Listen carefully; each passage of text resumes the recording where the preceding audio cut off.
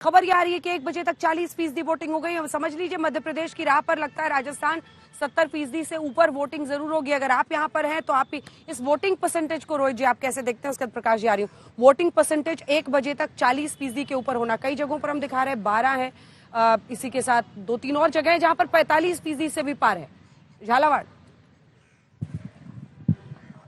हाँ, ये पिछली बार यहाँ पे करीब 74-75% के करीब वोटिंग परसेंटेज रहा था राजस्थान में, तो हाँ। उसको देखते हुए लग रहा है कि वहां तक पहुंच जाएंगे। अगर उससे ज्यादा होता है तो उसका पॉलिटिकल इम्पैक्ट बड़ा इंटरेस्टिंग रहता है।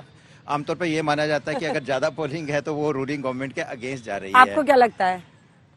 देखिए, ये जो है ये ट्रेंड तो रहा है। हाँ। कि जब हाई पोलिंग होती है, अगर मत ज्यादा पड़ते हैं तो जो सरकार जो है उसके खिलाफ जाती है। एंटी इनकम्बेंसी मतलब मौजूदा सरकार के खिलाफ जाती है। और ये प्रकाश जी, रोहित जी को एक बार दिखा दीजिए। हाँ, तो आप ये देखें कि सब, लेकिन जो सर्ज होता है, स्वेल जो आता है मतदान में, जो वृद्धि होती है वो जब होती है जब महिलाएं आती है।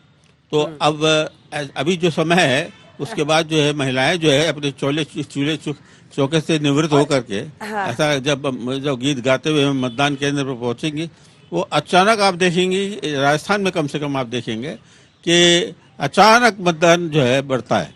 और जो कतारें होती है महिलाओं की वो और लंबी होती जाती हैं।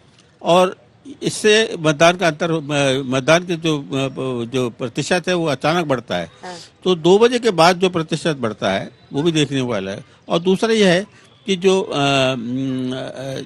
सुबह का जो ट्रेंड होता है, जो सुबह के जो आपका जो संकेत होते हैं, मतलब जो भी आप समझें, वो जहाँ माइनॉरिटी सीट है वो आप देखेंगे कि सुबह जैसे मतदान शुरू होता है वहां पर लोग ऐसी भीड़ पड़ती है वो शाम तक चलती है। वो इसी वजह से, यही कारण है कि वो जानते हैं सब कि समय पर देना, अपने काम पर भी जाना है, कुछ और घूमना फिरना भी है। तो वो ये आप देखेंगे कि वहाँ मतदान जो होता है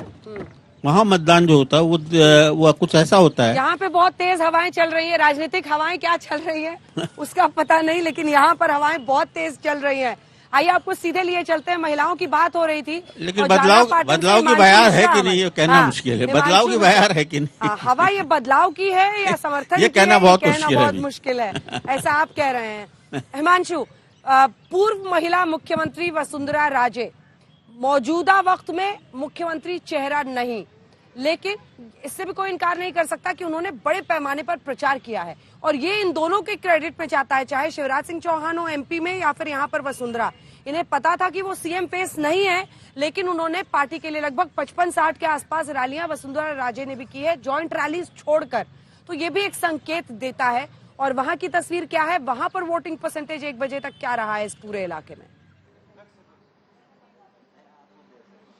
देखिए, बिल्कुल 40% से जो ऊपर है वो पोलिंग परसेंटेज रहा है। अंजना, एक बात जरूर है कि वसुंधरा राजे मुख्यमंत्री का चेहरा नहीं है, लेकिन अगर देखा जाए तो पिछले 3 चुनाव में मुख्यमंत्री का चेहरा रही हैं। लेकिन उन्होंने पार्टी के अंदर रहते हुए भी जो है अपना विरोध को झेला है। 2008 का जब चुनाव था तब आपको याद होगा तो ये कहा जाता था 8 PM नो सीएम। जब 13 के अंदर भारतीय जनता पार्टी जीती तो 163 सीटें जीती, लेकिन उसके बाद अगर आप देखें तो 2018 आते आते ये बीजेपी के अंदर खबर चलने लगी, बीजेपी के लोग नारे लगाने लगे, बीजेपी के लोग कहने लगे कि मोदी तुझसे बैर नहीं लेकिन वसुंधरा तेरी खैर नहीं। और उसका नतीजा हम सब जानते हैं कि क्या हुआ। भारतीय जनता पार्टी 163 सीटों से खिसक कर जो है 73 सीटों पे आ गई थी और सरकार नहीं बना पाई थी। और अब वसुंधरा राजे के चेहरे पर भारतीय जनता पार्टी को लगता है कि अगर इनकी लीडरशिप में जाएंगे तो कहीं ना कहीं पार्टी का जो काडर है वो नाराज हो सकता है, या पार्टी के जो नेता हैं वो नाराज हो सकते हैं, क्योंकि बहुत लंबा समय जो है वसुंधरा राजे ने वो मुख्यमंत्री के तौर पर किया है। लेकिन एक चीज, कोई ये कहे कि उनकी जमीनी पकड़ नहीं है या वो जमीन पर जो सबसे कद्दावर नेता है भारतीय जनता पार्टी का आज के दौर का राजस्थान में, तो वो वसुंधरा है। और इसीलिए अगर आप देखेंगे, जैसा आपने भी कहा, वसुंधरा ने लगभग 63 सभाएं जो हैं वो की हैं।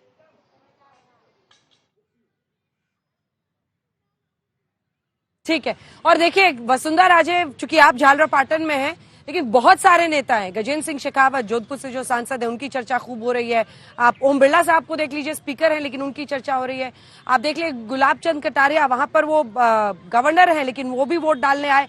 तो बीजेपी में मल्टी स्टारर फिल्म चल रही है, इसमें कोई शक नहीं है। बालकनाथ, जिनको लेकर खूब चर्चा हो रही है, सांसद है, इस बार चुनाव में है। वहीं गौरव वल्लभ, जो कि कांग्रेस पार्टी के प्रवक्ता हैं, लेकिन दोनों ही हिंदुत्व की पिच पर उतर गए हैं बैट बॉल लेकर। देश विरोधी गतिविधियों से जुड़े हुए संगठन, चाहे वो देश में हो चाहे देश के बाहर चलाए जाते हैं, कट्टरपंथी विचारधारा सोच के लोगों की बी टीम है ये कांग्रेस।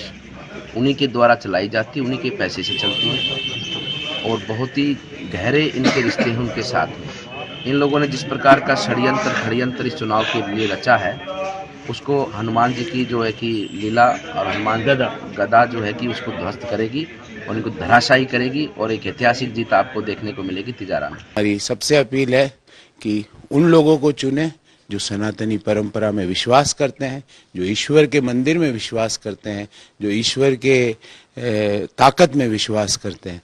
हमारी अपील है कि उन लोगों को चुने जो एटलीस्ट यहाँ उदयपुर शहर के वोटर तो हैं। हमारे जो मुख्य जो जिनसे हमारा मुकाबला है, भारतीय जनता पार्टी के जो नेता है, जो कैंडिडेट है, वो तो उदयपुर शहर के ही नहीं है। जो शहर के ही नहीं है वो शहर का क्या काम करेगा? जो व्यक्ति अपना विजन नहीं दे पाया, उदयपुर की जनता उसको विधानसभा में भेज के क्या करेगी? देखिए, भगवान को भी, मंदिर को भी चुनावी मैदान में नेता कैसे खींच कर ले आते हैं। वैसे जनता पर कितना असर होगा आप देखिएगा, लेकिन 1 बजे तक आपको बता दें 40% प्लस वोटिंग काउंट हो चुका है। अगर आप हैं राजस्थान में, वोट डालिए।